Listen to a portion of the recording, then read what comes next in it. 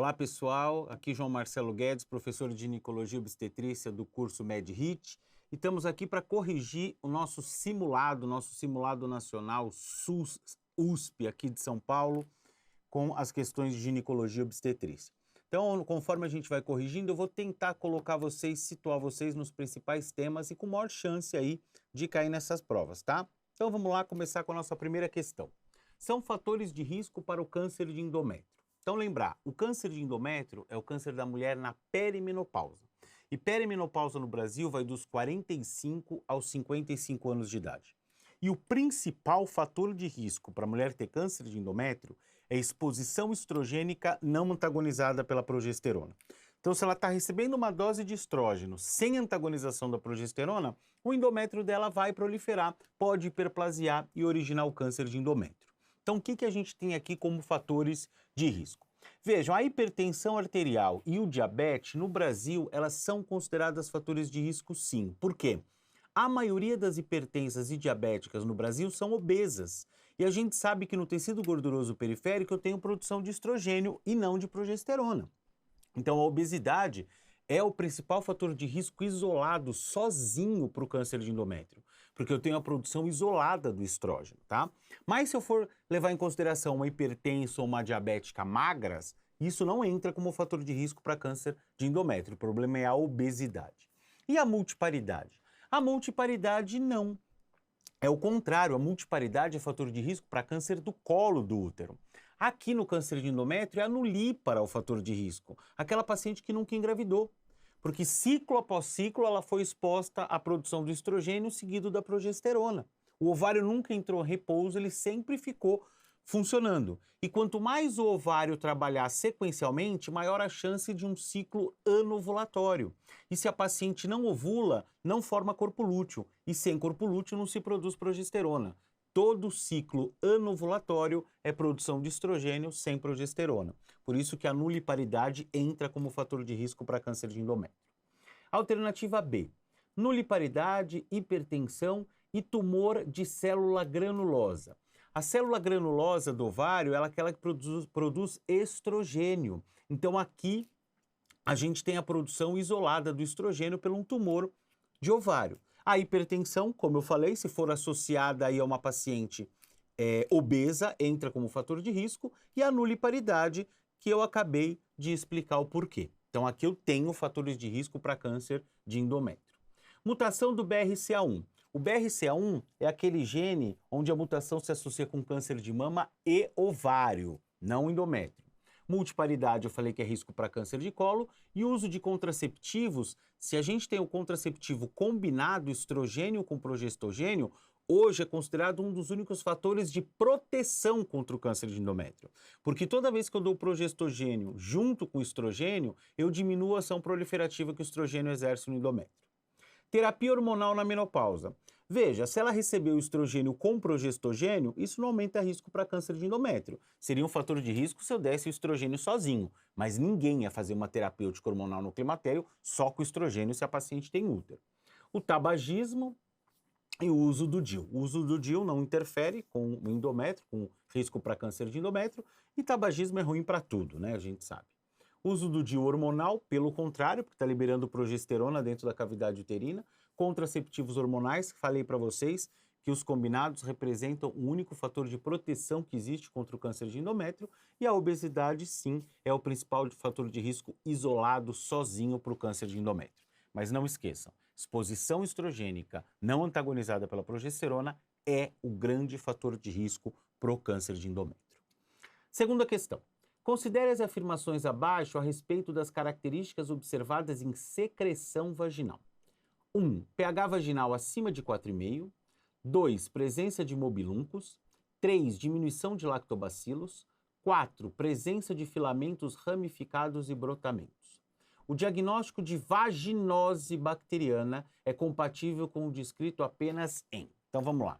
A vaginose bacteriana, na verdade, é um grande desequilíbrio da flora vaginal, onde a gente encontra Gardnerella vaginalis, bactérias anaeróbias e uma redução do número de lactobacilos. Vejam, pH vaginal acima de 4,5, pH vaginal tendendo ao neutro alcalino, a gente vai encontrar em praticamente todas as vulvaginites, exceto na candidíase. A candidíase é a única vulvaginite que cresce no pH ácido fisiológico da vagina. Em todas as outras, o pH vai estar acima de 4,5. Então, o item 1, sim, eu vou ter na vaginose bacteriana. Mobiluncos também.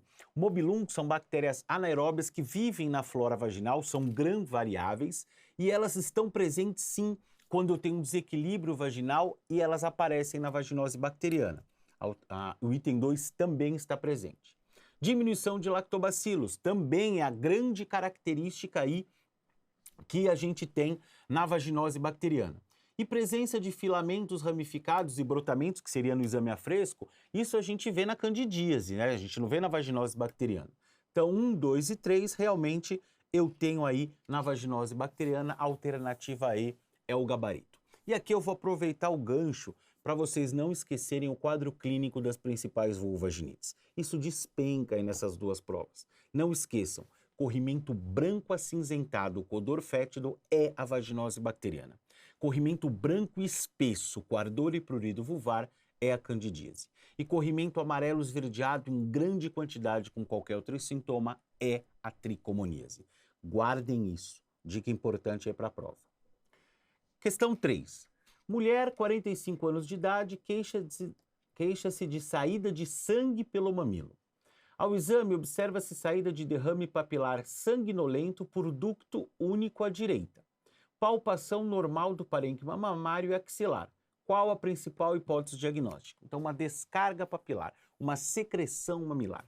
Vejam, se está saindo secreção pelo mamilo, obrigatoriamente algum ducto mamário está obstruído.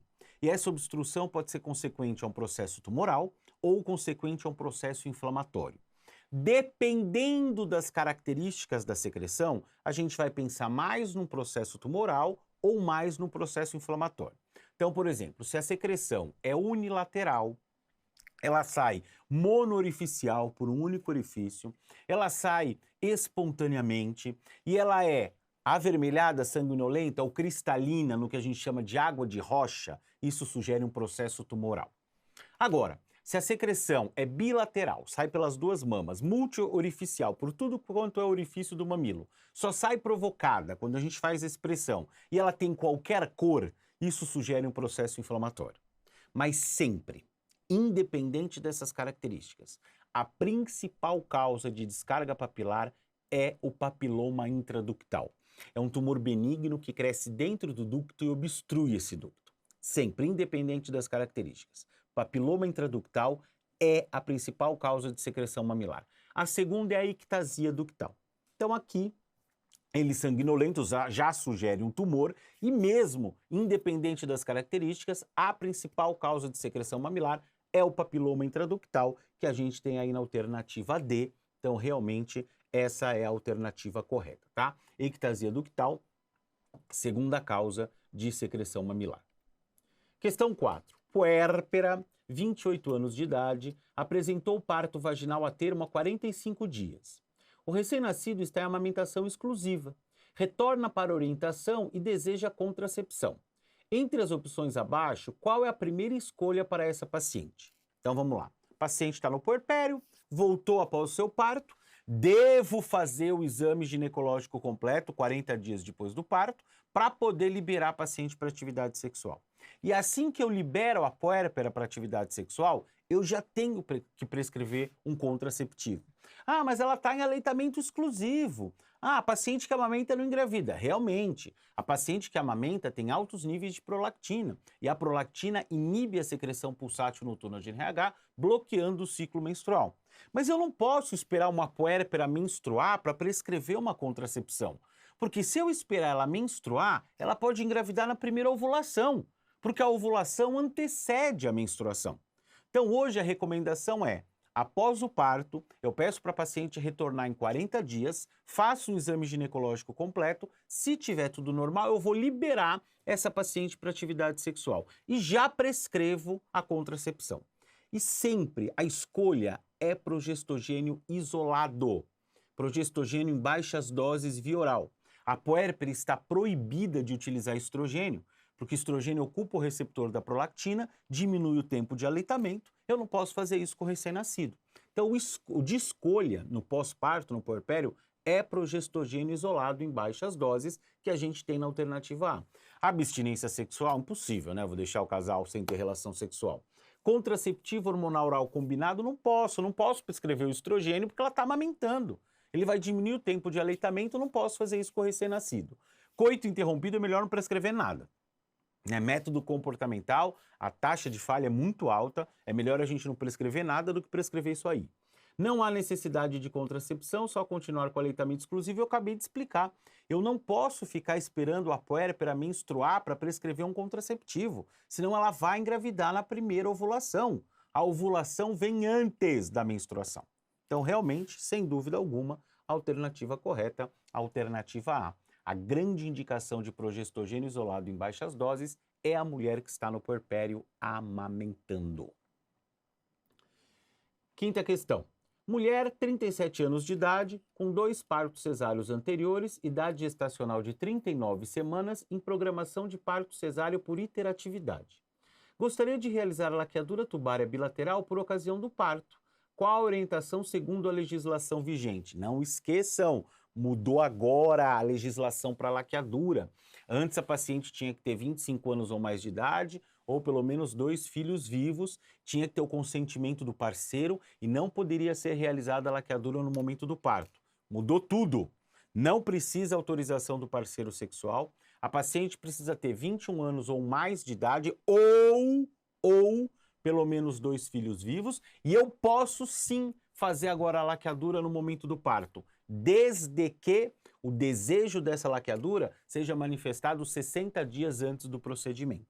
Então, isso se mantém, tá? Então, o desejo da laqueadura tem que ter sido manifestado 60 dias antes do parto. Então, a laqueadura no momento do parto é permitida desde que demonstre o interesse até 60 dias do parto. Perfeito! Perfeito! Então, ela pode ter 21 anos ou mais de idade ou 2 filhos vivos ou mais. Não precisa autorização do parceiro, pode ser feito no momento do parto e eu preciso aí desse interesse ser demonstrado 60 dias antes do parto. Então não esqueçam, de 25 caiu para 21, pode ser realizado no momento do parto, não precisa da autorização do parceiro e eu só preciso dessa manifestação 60 dias antes. Questão 6. Mulher, 55 anos de idade, menopausada há 4 anos, sem terapia hormonal. Refere perda urinária. O exame ginecológico identifica a procedência da parede vaginal anterior. O estudo urodinâmico mostrou fluxo normal, sensibilidade vesical aumentada, presença de contrações involuntárias do detrusor, ausência de perda urinária aos esforços. Qual é o provável diagnóstico e seu tratamento adequado? Então vamos lá. Hoje o estudo urodinâmico ele fecha o diagnóstico de praticamente todas as doenças da uroginecologia. Então é fundamental que a gente tenha o estudo urodinâmico e saiba interpretá-lo. No estudo urodinâmico, a gente precisa avaliar 2 coisas. A pressão de perda aos esforços, porque se existir pressão de perda aos esforços, se ela perde urina aos esforços, está caracterizada uma incontinência urinária de esforço. Lembrando que pela Sociedade Internacional de Continência, eu só posso afirmar que existe incontinência urinária de esforço se eu conseguir demonstrar clinicamente que a paciente perde urina quando aumenta a pressão abdominal. Então, obrigatoriamente, eu preciso fazer o exame ginecológico, colocar a paciente em posição ginecológica, pedir para ela fazer uma manobra de valsalva, aumentar a pressão abdominal e ver a urina saindo pelo meato externo da uretra. Eu preciso demonstrar clinicamente que ela perde urina involuntariamente quando aumenta a pressão abdominal. E lógico, essa perda tem que estar trazendo algum problema para essa paciente. Seja um problema social, aquela paciente que se isola, não sai de casa nem para trabalhar, quanto mais para se divertir, porque se ela tossir, espirrar ou der risada, ela vai perder urina, então ela começa a se isolar, ou problema higiênico mesmo. Ela começa a ter candidíase de repetição, começa até a ter lesão de pele, porque a urina seca vai queimando a pele dela ao longo do dia. Só o fato da mulher procurar o ginecologista assumindo que ela perde urina, isso já mostra que ela está tendo algum problema. Então só basta demonstrar essa perda no exame ginecológico. Então, além disso, o estudo urodinâmico vai mostrar se tem lá perda de urina aos esforços. Nesse caso, a paciente não tem ausência de perda urinária aos esforços. Então não tem incontinência urinária de esforço. Mas ela tem o quê? Contrações involuntárias do detrusor. Isso caracteriza a instabilidade do detrusor ou a hiperatividade do detrusor. Significa que o detrusor está contraindo na fase de cistometria, na fase de enchimento da bexiga. O que não pode acontecer. Na fase de enchimento da bexiga, o detrusor tem que estar em repouso, porque se ele começa a contrair involuntariamente, ele começa a empurrar a urina em direção à uretra e a paciente perde urina involuntariamente, que é o que está acontecendo para essa paciente. E como a gente trata? A incontinência urinária de esforço, o tratamento de eleição é cirúrgico. Já a instabilidade do detrusor, o tratamento de escolha é clínico e a droga de escolha são os anticolinérgicos para diminuir a sensibilidade do detrusor. Então, se eu tenho contrações involuntárias do detrusor, eu tenho uma instabilidade do detrusor sem incontinência urinária de esforço associada, porque eu não tenho perda de urina aos esforços. Portanto, é uma instabilidade do detrusor e o tratamento aqui é clínico, com agente anticolinérgicos. A tolterodina é uma das drogas de escolha para diminuir essa sensibilidade do detrusor. Então não esqueçam, instabilidade do detrusor, tratamento clínico, droga de escolha anticolinérgico. Incontinência urinária de esforço, tratamento de escolha cirúrgico. Próxima questão. No rastreamento de sífilis, o encontro de VDRL negativo associado a 2 testes treponêmicos positivos pode indicar. Então vamos lembrar um pouquinho de sífilis, e aqui uma questão que não envolve gestante. Sífilis na mulher mesmo, na ginecologia. Então vamos lá. 2 são os anticorpos que a gente pode pesquisar na sífilis. Os anticorpos treponêmicos, que são aqueles produzidos através do contato direto com o treponema pálido. O anticorpo treponêmico, a tendência é que ele fique positivo para o resto da vida. Uma vez que a paciente teve sífilis, para o resto da vida o anticorpo treponêmico fica positivo. Então ele serve como marcador crônico da doença. Ele é cicatriz sorológica da sífilis. Os outros anticorpos que a gente busca são os anticorpos lipídicos. E o principal exame que busca anticorpo lipídico é o VDRL. O VDRL ele se torna positivo cerca de 10 a 15 dias depois do aparecimento do cancro duro e ele tem que negativar até 1 ano do tratamento. Então ele serve para eu acompanhar a cura da paciente. Completou 1 ano do tratamento, o VDRL tem que negativar. Então aqui a paciente tem um VDRL negativo, só que ela tem testes treponêmicos positivos. Mas eles sempre vão continuar positivos, porque eles são marcadores crônicos da doença. O que me importa para saber se a infecção está presente ou não é o VDRL, e ele está negativo. Então isso para mim é uma sífilis tratada, é uma cicatriz sorológica. A paciente pode ficar despreocupada. Questão 8. Mulher de 39 anos de idade com carcinoma espinocelular do colo do útero que atinge só o terço superior da vagina. Tem indicação de tratamento com? Questão clássica da USP, clássica. Eles querem o tratamento do câncer de colo, aí a gente é obrigado a saber o estadiamento e de acordo com o estadiamento é que eu defino o tratamento. Então sempre, a gente sabe que estadiamento de tumor não avalia conhecimento de ninguém, mas esse é o que mais cai nas provas de residência, o estadiamento do câncer de colo. Lembrar que o estadiamento do câncer de colo é clínico. Eu faço através do exame ginecológico acrescido do toque retal. Claro que se eu tiver no serviço oncológico, eu também vou fazer exames de imagem para verificar se tem invasão de estruturas vizinhas, principalmente o aparelho urinário. Mas o estadiamento do câncer de colo é basicamente clínico. Como que é esse estadiamento? O estádio 1 é o câncer do colo do útero restrito ao colo. Ele não foi para nenhuma outra estrutura. Ele se divide em um A, que é o restrito ao colo microscópico, e um B, que é o restrito ao colo macroscópico. O estádio 1A se subdivide em 1A1, que é o microscópico, que vai até 5 milímetros de profundidade, que vai até 3 milímetros. Ele invade até 3 milímetros a partir da membrana basal. É o que a gente chama de carcinoma microinvasor. Esse é o estadio 1A1. O 1A2 é aquele que vai até 5 milímetros de profundidade da membrana basal por 7 milímetros de extensão. Então, se ele tiver mais do que 3 milímetros e chegar até 5 milímetros de profundidade da membrana basal por 7 milímetros de extensão, ele é o estádio 1A2. A partir de 5 por 7 milímetros, o câncer de colo do útero já passa a ser visível a olho nu. ele passa a ser macroscópico, que é o estadio 1B. O estadio 1B é o câncer de colo do útero restrito ao colo macroscópico. Ele também se subdivide em 1B1 e 1B2. 1B1 é o macroscópico menor do que 4 centímetros e 1B2 é o macroscópico maior do que 4 centímetros. O estadio 2 começa a disseminação para os órgãos vizinhos. O estadio 2A compromete o terço superior da vagina e o estadio 2B compromete o paramétrio lateral sem chegar na parede pélvica. O estadio 3 aumenta a disseminação por vizinhança.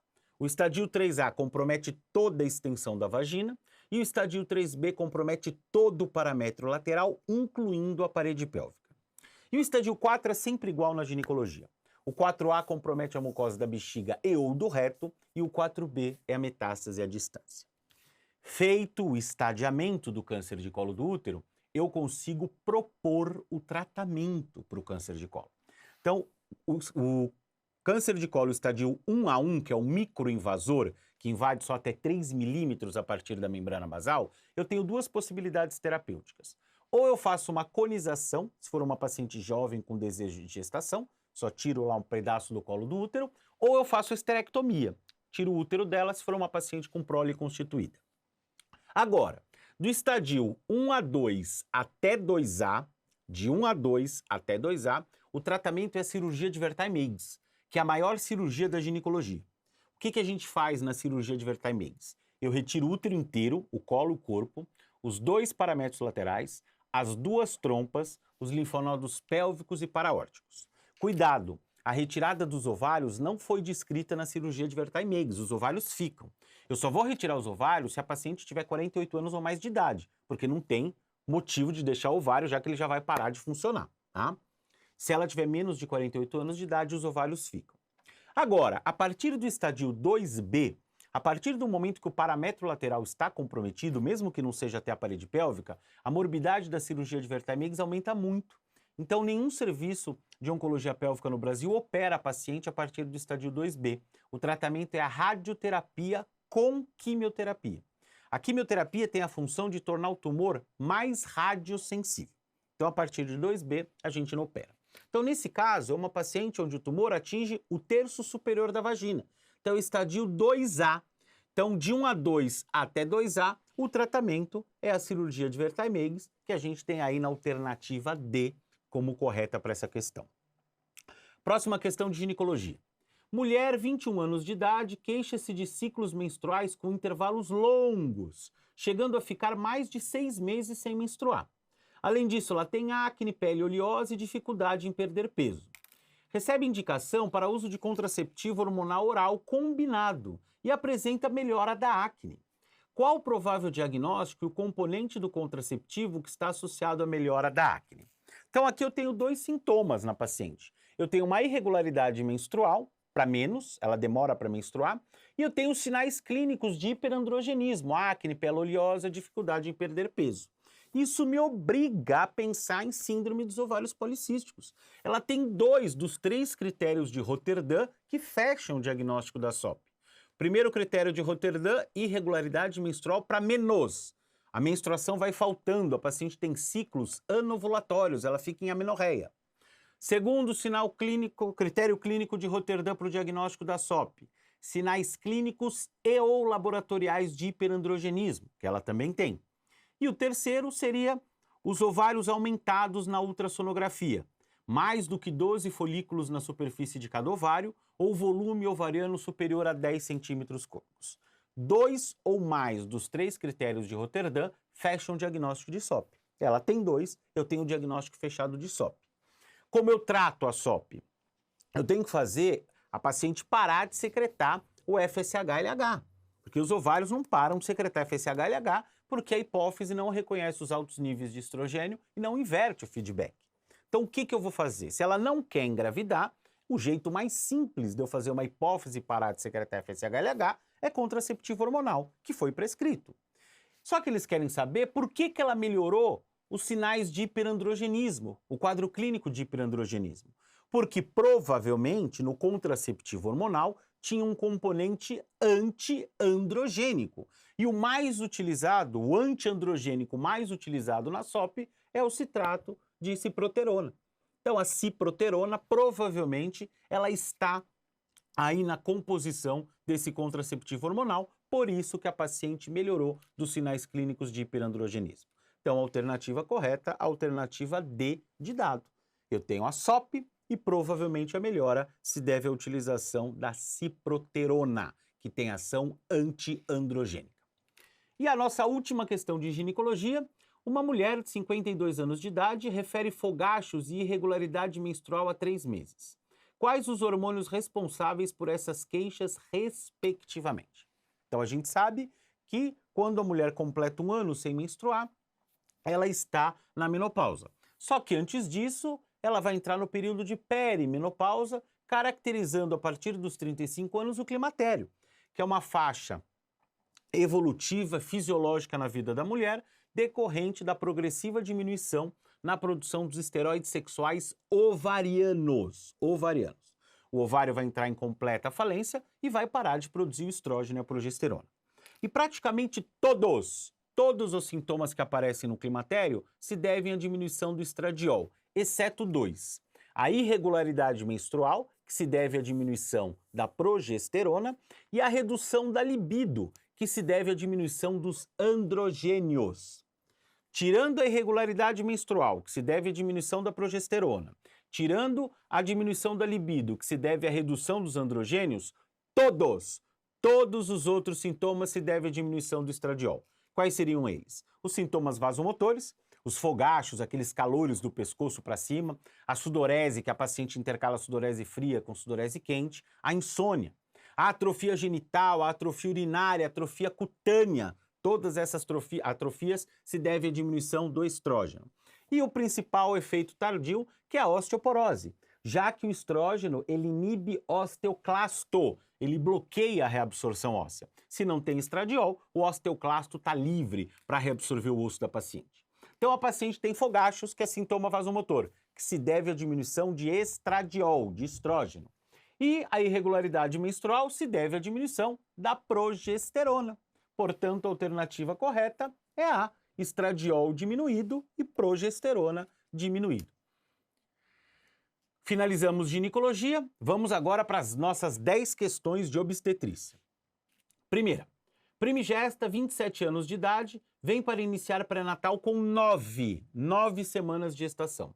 É hipertensa crônica sem tratamento medicamentoso. Então ela já sabe que ela é hipertensa e não toma remédio nenhum. Encontra-se assintomática. Ao exame clínico inicial, apresenta pressão arterial de 156 por 102 milímetros de mercúrio, confirmado em segunda ocasião, ou seja, 2 medidas. Nesse momento, qual a melhor conduta com relação à pressão arterial da paciente? Vejam, se ela tem 9 semanas, eu nem vou pensar em pré-eclâmpsia que vai surgir só após 20 semanas. Então essa pressão alta dela é da hipertensão crônica. E é uma hipertensão que não é uma emergência hipertensiva. Emergência hipertensiva na gravidez é quando a pressão arterial está maior ou igual a 160 por 110 milímetros de mercúrio. Então não tenho uma emergência hipertensiva, teoricamente eu não preciso internar a paciente. Ela está assintomática. Lógico, eu vou pedir exames da rotina hipertensiva, mas tudo a nível ambulatorial. E vou tratá-la com hipotensor ambulatorial. O tratamento endovenoso internado e a droga de escolha hidralazina é quando tem uma emergência hipertensiva. Sulfato de magnésio é para evitar crise convulsiva se a paciente tiver sintomas, se ela tivesse acima de 20 semanas. Claro, tratamento pressórico é necessário e não preciso internar para medicar. É tratamento ambulatorial, porque eu não tenho uma emergência hipertensiva. A alternativa A está correta. Segunda questão de obstetrícia. Adolescente de 16 anos de idade procura o serviço de saúde preocupada porque não sente o bebê mexer ainda. Não iniciou o pré-natal, mas acha que está com 7 meses de gestação. Está bem atrasada, né? 7 meses, nem começou o pré-natal. Ao exame obstétrico, uma altura uterina de 22 centímetros, batimentos cardíacos fetais presente ao sonar. Especular sem alterações, toque vaginal com colo amolecido, grosso e impervio. Realizada a ultrassonografia obstétrica com peso fetal estimado de 650 gramas e índice de líquido amniótico de 10 centímetros, normal. Biometria compatível com 24 semanas. A orientação para a paciente é de quê? Vejam, ela está fazendo um ultrassom com 24 semanas. Não é um bom ultrassom para cálculo da idade gestacional. O melhor método para se calcular uma idade gestacional é o ultrassom precoce do primeiro trimestre da gestação até 12, 13 semanas. Por quê? O parâmetro ultrassonográfico utilizado no primeiro trimestre para calcular a idade gestacional é o CCN, o comprimento cabeça-nádegas do feto, que dá um erro só de 7 dias para o cálculo da idade gestacional. Não é esse caso. Ela está fazendo ultrassom com 24 semanas. Poxa, então como que eu vou ter certeza dessa idade gestacional? Então, alternativa A datação da gravidez é 24 semanas e seguir pré-natal normal? Não sei. Eu não posso confiar nesse ultrassom tardio para calcular a idade gestacional. Realizar Doppler velocimetria de artérias uterinas. Aqui o Doppler é para estudar a vitalidade fetal. E a gente nem olha a artéria uterina para vitalidade fetal. A artéria uterina eu vou avaliar risco de hipertensão arterial depois de 26 semanas se persistir a incisura diastólica nas duas artérias uterinas. É necessário repetir a ultrassonografia em 14 e 21 dias para confirmar a datação. Perfeito. Então aqui é a informação que vocês têm que guardar. Se eu não tenho um ultrassom precoce, a paciente não sabe a data da última menstruação, eu só tenho um ultrassom tardio, para eu ter certeza da validade desse ultrassom para cálculo da idade gestacional, eu preciso repetir esse ultrassom em 2 a 3 semanas, para avaliar como foi o crescimento fetal e aí ver se realmente essa idade gestacional está correta ou não. Essa alternativa está correta. Realizar a amniocentese cariótipo fetal é para estudo de malformação, cromossomopatias, não interessa aqui. Interrupção da gestação nunca, né? Tem 24 semanas. Ela não sente o bebê mexer, mas ele está bem. O BCF está presente.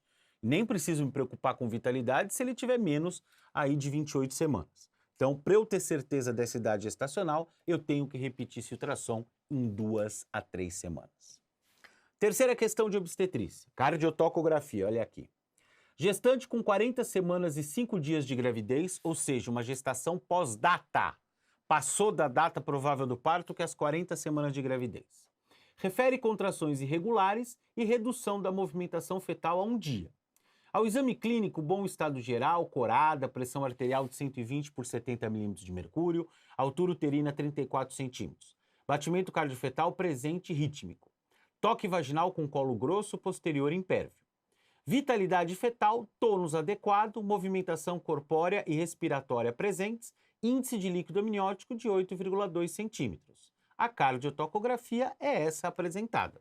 Líquido amniótico normal, tá? De 8 a 18 centímetros a gente considera normal. Vejam, qual que é a conduta do pós-dativo? Nem li as alternativas, só vou adiantar porque a gente vai passar a tela e eu quero já falar aproveitando que eu tenho aqui. Então, a paciente que tem 40 semanas ou mais de idade gestacional, a primeira coisa é avaliar o índice de Bishop. São parâmetros do colo do útero e da altura da apresentação fetal para a gente saber se essa paciente vai ou não responder indução. Não adianta internar toda paciente com diagnóstico de pós-datismo para induzir o parto, porque algumas podem não responder. Então eu avalio o índice de Bishop, se ele vier favorável, que é de 6 para cima, eu interno a paciente e induzo o parto. Se esse índice de Bishop vier desfavorável, de 5 para baixo, eu vou fazendo o controle com exames de vitalidade a cada 48 a 72 horas. Então, pelo menos a cada 2 dias ela tem que repetir a cardiotoco, tá? De preferência, se tiver perfil biofísico e Doppler, é melhor. E ela fez essa cardiotocografia. Lembrando que são 4 os parâmetros que eu sou obrigado a avaliar numa cardiotocografia. A linha de base, que é a frequência cardíaca fetal basal, a variabilidade, as acelerações e as desacelerações. Frequência cardíaca fetal basal, que é a linha de base, eu olho onde o feto tem o menor estímulo possível, onde não tem movimentação, onde não tem contração uterina, então nessa parte aqui, eu olho lá e vejo que está em torno de 130, 132 batimentos por minuto. Normal, o normal é 110 a 160 batimentos por minuto. Variabilidade. O que é a variabilidade? É a largura aqui do traçado, ó. É o quanto muda de uma ponta a outra do traçado, de uma ponta a outra. E essa variabilidade tem que estar entre 6 a 25 batimentos por minuto. E aqui tá, ó, tá variando bem de um batimento a outro do coração do feto. Eu tenho quase 10 de variação de um batimento a outro.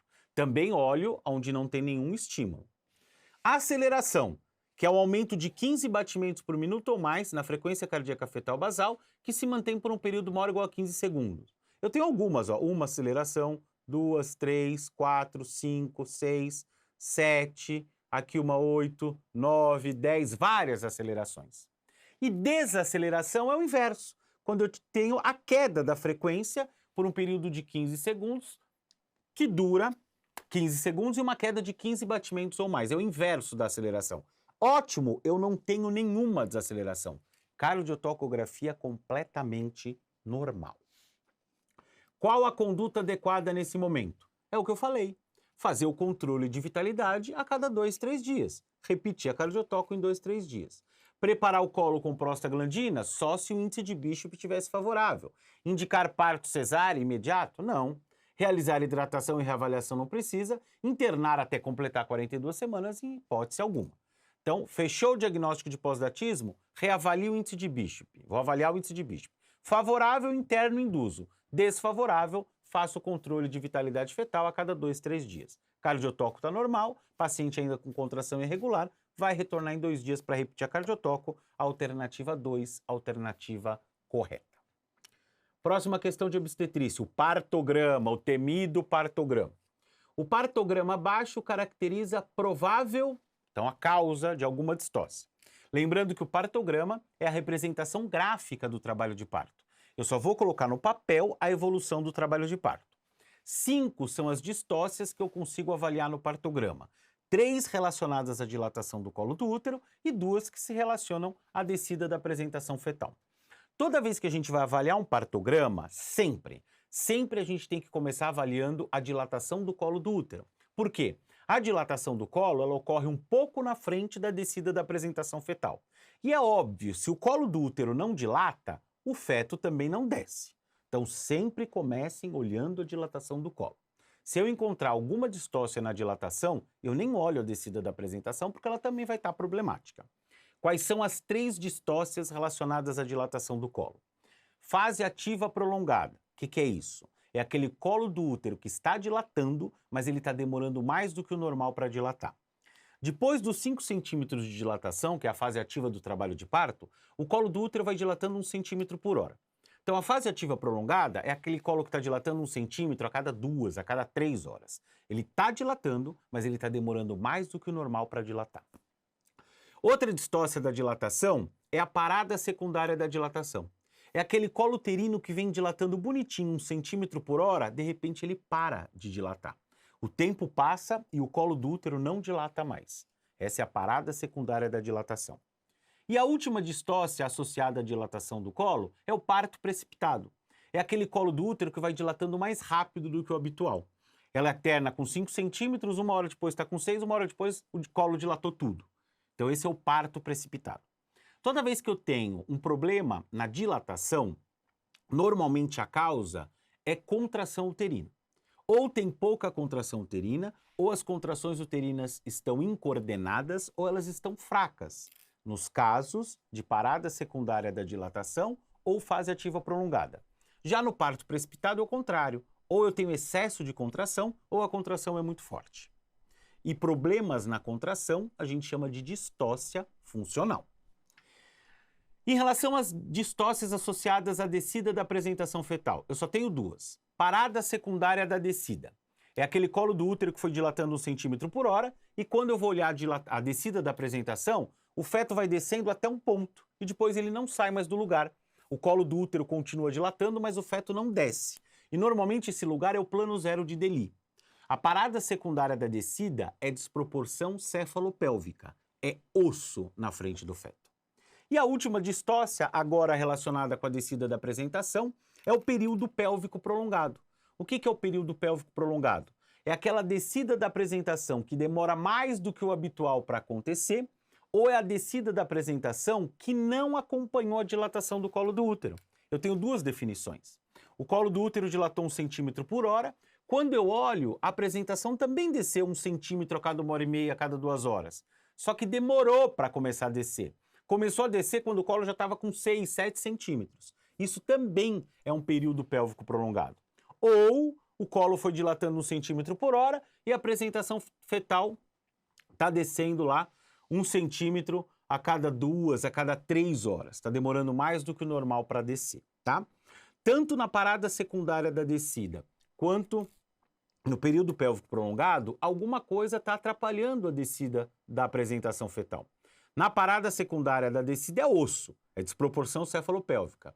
Aqui no período pélvico prolongado, pode ser bolsa das águas, pode ser uma distócia de rotação, o feto não conseguiu fazer a rotação interna, não conseguiu colocar o ponto de referência dele apontando para a pube da mãe. Então vamos lá, vamos analisar esse partograma. Então começo sempre analisando a dilatação do colo, porque ela ocorre na frente da descida da apresentação. Então aqui a paciente internou, estava lá com 4 centímetros, 1, 2 horas depois com 5, 1, 2 horas depois com 6, 1, 2 horas depois com 7, 1, 2 horas depois com 8. Tá dilatando? Tá dilatando. Tá dilatando normal? Não. Tá demorando mais do que o normal. O normal é dilatar 1 centímetro por hora. Tá dilatando 1 centímetro a cada 2 horas. Fase ativa prolongada. Está dilatando, mas está demorando mais do que o normal para dilatar. Provavelmente tem pouca contração, ou a contração está fraca, ou ela está incoordenada. Eu digo provável porque eu não tenho o partograma inteiro. Eu não estou vendo o número de contrações, eu não estou vendo a intensidade das contrações. Mas o provável problema é contração. Portanto, se o problema é contração, é uma distócia funcional. Quinta questão de obstetrícia. Paciente com diagnóstico de diabetes tipo 1, prévio à gestação, controlada com insulina NPH irregular. No pós-parto imediato, a prescrição deve contemplar. Então, aqui é importante. Toda vez que a gente tem o diabetes associado à gestação, durante a gravidez, a conduta é praticamente a mesma, independente do diabetes. Não importa se ela já era diabética, usuária de insulina e engravidou, se ela já era diabética, fazia uso de hipoglicemiante ou só fazia controle dietético e engravidou, ou se ela desenvolveu o diabetes na gestação. A partir do momento que eu tenho associação de diabetes e gestação, a conduta é a mesma para as três, mantê-las com a glicemia normal. Essa é o objetivo, e a conduta é igual. Uma vez que o bebê nasce, a conduta já muda. Se a paciente já era diabética antes de engravidar, no pós-parto ela recebe dieta para diabético. Se ela desenvolveu diabetes na gravidez, no pós-parto, dieta normal para ela, não tem restrição. Se ela já usava insulina antes de engravidar, no pós-parto eu prescrevo insulina sim, só que 1/3 da dose que ela usava antes de engravidar. Se ela só usou insulina durante a gravidez, no pós-parto ela fica sem insulina. Se ela já era diabética previamente à gestação, tenho que fazer controle glicêmico no pós-parto. Se ela só desenvolveu diabetes na gestação, no pós-parto ela fica com controle normal, como qualquer outra gestante. Então aqui era uma paciente que já era diabética prévia e usava insulina. Então no pós-parto, prescrevo dieta para diabético, prescrevo insulina, 1/3 da dose que ela usava antes da gravidez e fica sim com controle glicêmico nas refeições. Então a alternativa correta, a alternativa B. Sexta questão de obstetrícia. Paciente com 11 semanas de gravidez, pela data da última menstruação, refere dor abdominal de forte intensidade e sangramento vaginal volumoso e espontâneo. Ao exame especular, moderada quantidade de sangue em fundo de saco posterior, com sangramento ativo e conteúdo heterogêneo. Toque vaginal com colo pérvio para 2 centímetros. Qual é a principal hipótese diagnóstica? Então, uma gestante que está sangrando. Toda vez que na prova cair gestante sangrando, a primeira coisa é olhar a idade gestacional. Se ela tiver mais de 20 semanas de gravidez, é um sangramento da segunda metade da gestação. Se ela tiver menos de 20 semanas, é um sangramento da primeira metade da gravidez, como é esse caso. E sangramento da primeira metade da gestação, eu só tenho 3 possibilidades: abortamento, moléstia trofoblástica gestacional e prenhese ectópica. É uma paciente que está com dor abdominal de forte intensidade, sangramento volumoso e espontâneo. Especular. Ela tem um sangramento ativo e conteúdo heterogêneo, ou seja, está eliminando. Toque vaginal, colo pérvio para 2 centímetros. É abortamento. E eu estou vendo ela eliminar o produto conceptual. portanto, é um abortamento incompleto ou também chamado de abortamento em curso. Abortamento retido impossível, porque o colo tinha que estar fechado, impérvio. Gestação incipiente? Não, não é uma gestação normal. Abortamento inevitável é se eu tivesse um BCF presente, é que eu não tenho. E não estaria eliminando um conteúdo heterogêneo, o material ainda estaria dentro da cavidade vivo. E incompetência estimo cervical é só o colo que é constitucionalmente aberto, eu não tenho eliminação de nenhum produto. Lembrar que na mola o que chama atenção é um sangramento que elimina vesículas, porque os vilos degenerados saem no sangramento, é uma altura uterina maior do que o esperado para o atraso menstrual, porque eu tenho excesso de tecido trofoblástico, a paciente tem náuseas, vômitos pelo aumento do beta-HCG, cistos tecaluteínicos gigantescos nos ovários, também aí pelo aumento do beta-HCG. E a prenhese ectópica, sempre pensar atraso menstrual com dor abdominal numa mulher com vida sexual ativa é a prenhese ectópica. Só que nesse caso o colo já está aberto, eliminando o produto. Eu não tenho outra coisa a se pensar a não ser o abortamento. Próxima questão. Gestante com 25 semanas de gestação realiza ultrassom via vaginal que mostra tecido placentário parcialmente inserido no segmento inferior do útero e que não chega a atingir o orifício interno. Considerando a atual definição e classificação da inserção da placenta, é correto afirmar que, nesse caso, trata-se de placenta. Então vejam. A placenta prévia é um sangramento da segunda metade da gestação. E segunda metade da gestação é após 20 semanas. Apesar da placenta prévia ser um sangramento da segunda metade da gravidez, eu só posso afirmar que existe placenta prévia depois de 28 semanas. Por quê? Até 28 semanas, o útero ainda vai crescer muito. Então, se eu faço, por exemplo, um ultrassom com 22 semanas e está a placenta lá parcialmente cobrindo o orifício interno do colo, esse útero ainda vai crescer muito. E conforme esse útero vai crescendo, a placenta vai subindo com ele e vai se afastando do orifício interno do colo. Claro que ela nunca vai deixar de ser uma placenta prévia, mas a classificação vai mudar. Uma placenta prévia centro-parcial pode virar lateral ou marginal. Lembrando que a classificação da placenta prévia se relaciona com o orifício interno do colo do útero. Se a placenta obstruir completamente o orifício interno do colo, é uma placenta prévia centro-total. Se ela ocluir parcialmente o orifício interno do colo, é uma placenta prévia centro-parcial. Se ela estiver margeando o orifício interno do colo, é uma placenta prévia marginal. E se ela se encontrar até 7 centímetros do orifício interno do colo, é uma placenta prévia lateral. Mas isso eu só vou utilizar, essa terminologia, depois de 28 semanas. Ah, mas e se eu fizer um ultrassom, como nesse caso, 25 semanas, vejo que a placenta está próxima lá do orifício interno? Eu não posso usar essa classificação? Não, porque o útero ainda vai crescer demais. Eu não posso chamar isso de placenta prévia. Ah, então qual vai ser o termo utilizado? Placenta de inserção baixa. Então, até 28 semanas, se eu encontrar uma placenta próxima do orifício interno do colo, não importa se ela está ocluindo totalmente, parcialmente, marginal ou lateral, eu chamo isso de placenta de inserção baixa.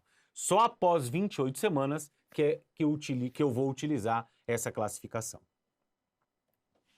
Oitava questão. Em relação à mole datiforme, pode-se afirmar que, então, a moléstia trofoblástica gestacional ou mole datiforme é um dos sangramentos da primeira metade da gestação. O que eu tenho na mola? Eu tenho a degeneração hidrópica dos vilos coriais e eu tenho excesso, muito tecido trofoblástico.